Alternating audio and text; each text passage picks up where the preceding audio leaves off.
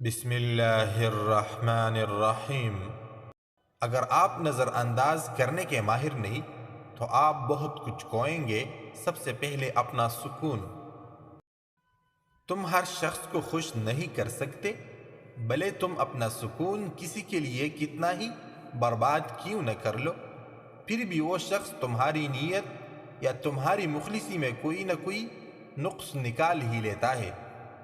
اگر لوگ آپ کو قبول نہیں کرتے تو کبھی مایوس نہیں ہونا، کیونکہ لوگ اکثر وہ چیزیں چھوڑ دیتے ہیں جن کی قیمت وہ دے نہیں سکتے۔ ضروری نہیں کہ ہر تعلق کی وجہ محبت ہو، کچھ رشتے محبت سے بھی اونچا مقام رکھتے ہیں۔ کفن بھی کیا چیز ہے، جس نے بنایا اس نے بیچ دیا، جس نے خریدا اس نے استعمال ہی نہیں کیا، اور جس نے استعمال کیا اسے معلوم ہی نہیں۔ کوئی بھی اپنا محبوب کسی کو نہیں دیتا، لیکن قربان جاؤ، میرے رب نے اپنا پیارا محبوب ہم گناہگاروں کو عطا فرمایا۔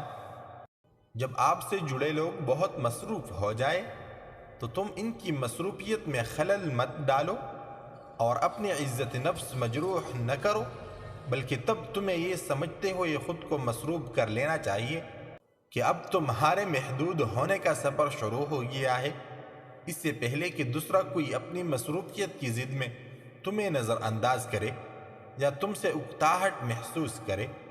تم خود ہی اس کی زندگی کی باب میں محدود ہو جاؤ اور اپنی خودی کو زندہ رکھو۔ جب کوئی عورت آپ کو نظر انداز کر رہا ہو تو اس کا مطلب یہ نہیں کہ وہ آپ سے نفرت کرتی ہے، اس کا مطلب ہے اس کا دل دکھا ہے۔ خود کو کسی کی امانت سمجھ کر ہر لمحہ وفادار رہنا ہی اصل عشق ہے۔